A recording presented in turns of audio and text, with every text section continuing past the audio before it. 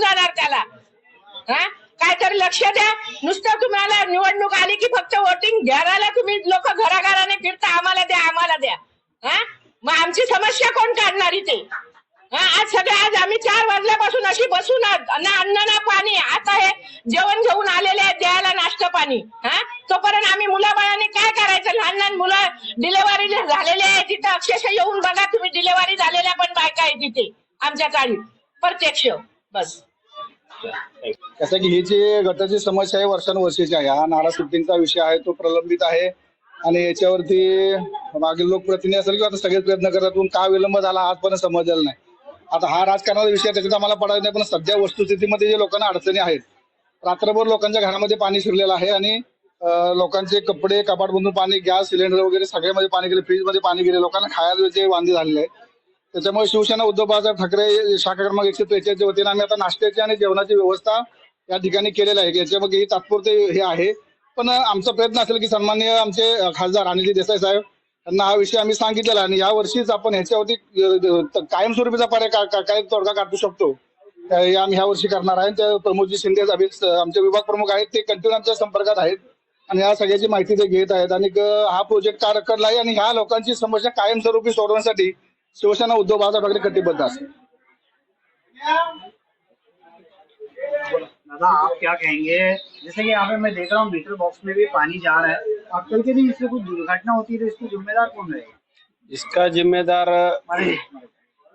याच्या पहिले जे जिम्मेदार राहील ते पूर्ण बीएमसी महानगरपालिका राहील, कारण की त्यांच्या अखत्यारीत हा नाला प्रोजेक्ट येतोय।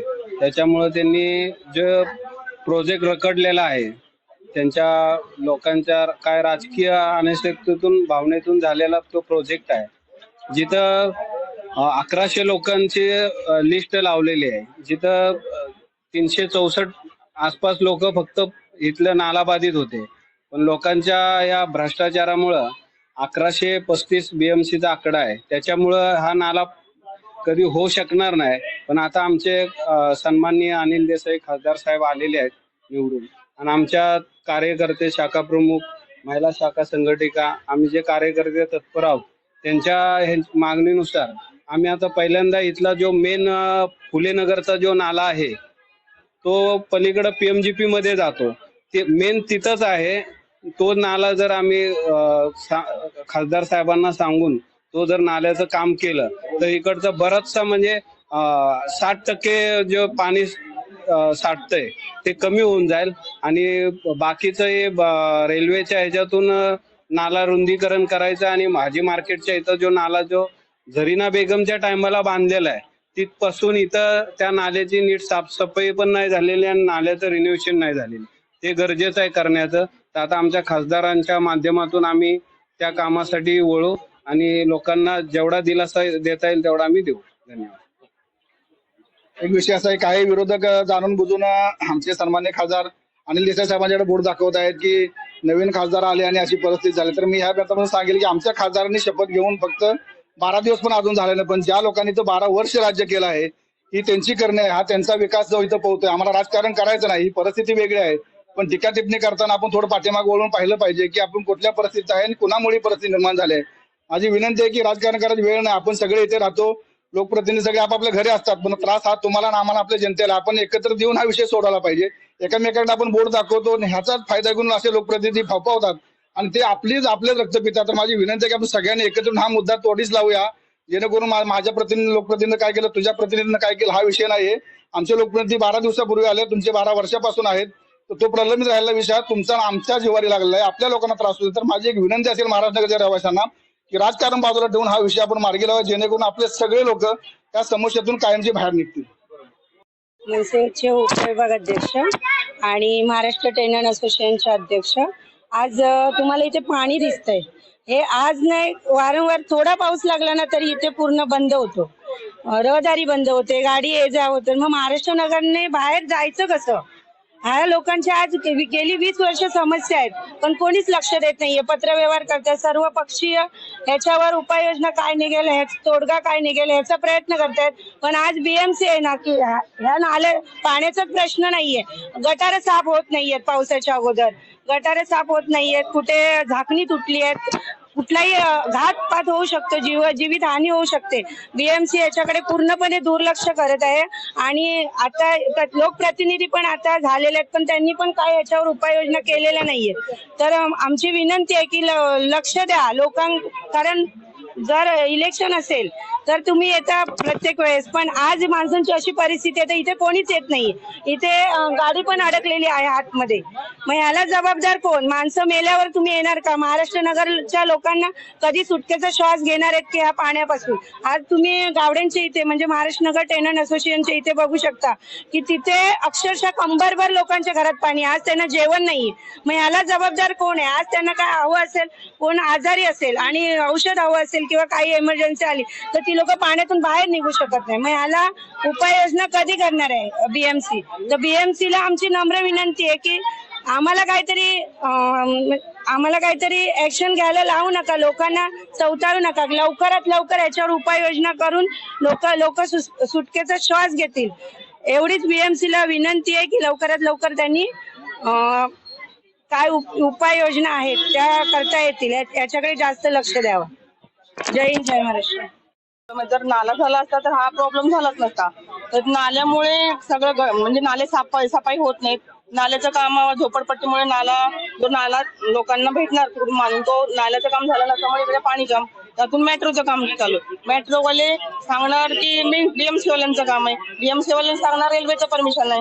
पण या आमच्यासारख्या लोकांची काय हालत आहे इकडे, ह्या लोकांना माहित नाही. बाहेर राहतात, अधिकारी येतात, बघून जातात, पण आमच्या समस्याचं म्हणजे समाधान कधी झालेलं नाही. पण आता आमच्या खासदार साहेबांच्या ह्याच्यातून आम्ही त्यांना भेटून त्याचं निवेदन दिलंय की आम्हाला म्हणजे इथून पुढे मागच्या खासदारांनी किंवा आमदारांनी काम जे नाही केलं तर तुम्ही आम्हाला म्हणजे एवढं तर पाण्यामध्ये राहू नये लोक, आणि लोकांच्या म्हणजे उद्याच्याला आम्हाला त्यांच्या घरी परत जायचंय. म्हणजे कुठल्याही समस्या असतील त्यांच्या तुम्ही दूर कराव्यात असं आम्ही सगळे यांचे आरटीआय वाले सगळे जाऊन भेटून आले परवा. तर साहेबांनी बीएमसी वाल्यांबरोबर मीटिंग लावल्या. तर आता बघूया किती दिवसात येतात. पण आम्ही एक लोकांच्या सोबत आहोत. सगळे आम्ही पण इथेच राहतोय, आमच्या पण घरातही पाणी घुसले, सगळ्यांच्या लोकांना मदत करतोय. सगळे शिवसेनेवाले, मनसेवाले, सगळे आम्ही महाराष्ट्र नगर वासी सकाळपासून सगळे भेटतायत. कुणाला नाश्ता, चहा पाण्याची सोय करतोय आणि लोकांना मदत करतोय. आणि आम्ही इथून पुढे असंच लोकांच्या याच्यामध्ये सामील राहू. पण ही अशी परिस्थिती नाही पाहिजे, जरा बीएमसी वाल्यांनी दखल घ्यावी. त्रास होत आहे या पाणी साठ्याचा, काय सांगणार, काय तुमच्या प्रशासनाकडून मागणी आहे? ही वस्तुस्थिती आहे की महाराष्ट्र नगर मध्ये जो हा बोगदा आहे दिसतो आपल्याला, या बोगद्यामध्ये पाणी साचती वस्तुस्थिती आहे. तर या बोगद्याच्या पाणी साठतं ह्याचा निचरा होण्याकरता जो एनईडीचा जो नाला आहे, एनईडीच्या लगत जो असलेला नाला बीआरसीतून येणारा, त्या नाल्याचं काम अर्धवट राहिलेलं आहे. तर तो नाला जर पूर्ण झाला असता तर ही पाण्याची जे तुंबलेलं पाणी दिसतं हे जरा कमी प्रमाणात दिसलं असतं. पण हे महानगरपालिकेचे अधिकारी त्या नाल्याच्या बांधकामासंदर्भात चालढकल करत आहेत. कारण त्या ठिकाणी बऱ्याचशा जे झोपड्या आहेत त्यांना ते पुनर्वसन करायचं. या संदर्भात माननीय नवाब मलिक साहेबांनी ऍडिशनल सीपी बरोबर, जॉईंट कमिशनर बरोबर महानगरपालिकेचे त्यांच्याशी आमची मिटिंग लावली होती या संदर्भात. पण मध्यंतरीच्या काळामध्ये इलेक्शन असल्या कारणामुळे खालचा जो अधिकारी वर्ग आहे तो जरा चालढकल करत होता. याच्या अगोदरची परिस्थिती जी होती ती जरा फार बिकट होती. पण नवाब मलिक साहेब इकडे आमदार आल्याच्या नंतरची जरा परिस्थिती बऱ्यापैकी सुधारलेली आहे. आता हा जो नाल्याचा विषय संदर्भात आहे तो जो एनईडीचा मोठा नाला आहे त्या नाल्याच्या संदर्भात पण आम्ही जॉईंट कमिशनरची मिटिंग लावून लवकरात लवकर पूर्ण करण्यासंदर्भात आम्ही मागणी केली होती की जेणेकरून हे जे बोगद्यामध्ये पाणी साठलेलं आहे ते जरा त्याचा निचरा होऊन पाणी जरा कमी प्रमाणात होईल. आज सकाळीच माझं असिस्टंट कमिशनरांशी बोलणं झालं माझं, वॉर्ड ऑफिसरांशी, की त्यांचे फोटो पण आम्ही सकाळी त्यांना पाठवलेत. आणि त्यांनी आम्हाला सांगितलं होतं की जो अजून 1-2 पंप लावून आम्ही ते पाणीचं कमी करू. पण वस्तुस्थिती अशी आहे की पाण्याचा जो साठलेला वरतीचा जो हा भाग आहे तो नाला नसल्या कारणामुळे किंवा पाण्याचा नाला जाण्याकरता अजून कमी असल्या कारणामुळे तो पाणी ज्या वेळेला ते नाल्यातून पूर्ण जाईल त्यावेळेला बोगद्यातून आम्ही 2 एक्स्ट्रा पंप लावून तो पाणी आम्ही काढण्याचा प्रयत्न करू असं महानगरपालिकेने आश्वासन दिलं होतं. आमचा महानगरपालिकेला माननीय नवाब मलिक साहेबांच्या माध्यमातून आमचा पाठपुरावा चालू आहे. माझं सकाळी असिस्टंट कमिशनर त्यांच्याशी बोलणं झालं, असिस्टंट इंजिनियर मेंटेनन्स त्यांच्याशी बोलणं झालेलं आहे. आम्ही प्रयत्न करत आहोत आणि आमचे स्थानिक कार्यकर्ते वगैरे ते पाठपुरावा करत आहेत. तुमच्या कंप्लेंटमुळे इथे पालिकेचे कर्मचारी काही आलेले होते का? नाही, आमचं फोनवरनं बोलणं झाल्याच्या नंतर ते बोलले की आमचे महानगरपालिकेचे अधिकारी या ठिकाणी येतील, पाहतील आणि एक्स्ट्रा पंप वगैरे लावण्याची व्यवस्था करू आम्ही, असं त्यांनी आम्हाला सांगितलं होतं. पण महानगरपालिकेने या ठिकाणी थोडं जरा काळजीपूर्वक अधिक लक्ष द्यावं, जो येणाऱ्या लोकांना जो त्रास आहे तो कमी होईल. दरवर्षी हे प्रॉब्लेम होते पाणी साठण्याची. काय सांगणार, काय समस्या आहे? नाही, ह्या ठिकाणी काय माहितीये का, ही वस्ती गेल्या 40 वर्षापासून लोक इथे राहत आहेत. गेल्या कित्येक वर्षापासून ही समस्येचा काय मार्ग निघालेला नाहीये. प्रत्येक वर्षी पाणी जमा होतंय, प्रत्येक वर्षी लोकांच्या घरामध्ये पाणी जातंय. गेल्या कित्येक वर्षापासून या ठिकाणी कोणत्याही बीएमसीने, महानगरपालिकेने किंवा इथे जे लोकप्रतिनिधी अगोदरचे होते त्यांनी कोणी या ठिकाणी व्यवस्थित नियोजन केलं नाही आणि त्यामुळे प्रत्येक वर्षी लोकांना या समस्येला सामोरे जावं लागतं. आज रोजी आम्ही अनिल देसाई साहेब या ठिकाणी आज निवडून आलेले आहेत, खासदार म्हणून निवडून आलेले आहेत. अनिल देसाई साहेबांना आम्ही ह्या प्रत्यक्षात या समस्यासाठी आम्ही त्यांना भेटणार आहोत, सगळं सांगणार आहेत. ऑलरेडी आम्ही कालपासून त्यांच्या कॉन्टॅक्टमध्ये आहोत, सकाळपासून त्यांच्या कॉन्टॅक्टमध्ये आहोत. त्यांना सांगितलं की ह्याच्यावरती आता कायमस्वरूपी पर्याय काढायचा आहे, जेणेकरून भविष्यामध्ये हा लोकांना त्रास झाला नाही पाहिजे. यासाठी आम्ही खरंच प्रयत्नशील आहोत या गोष्टी.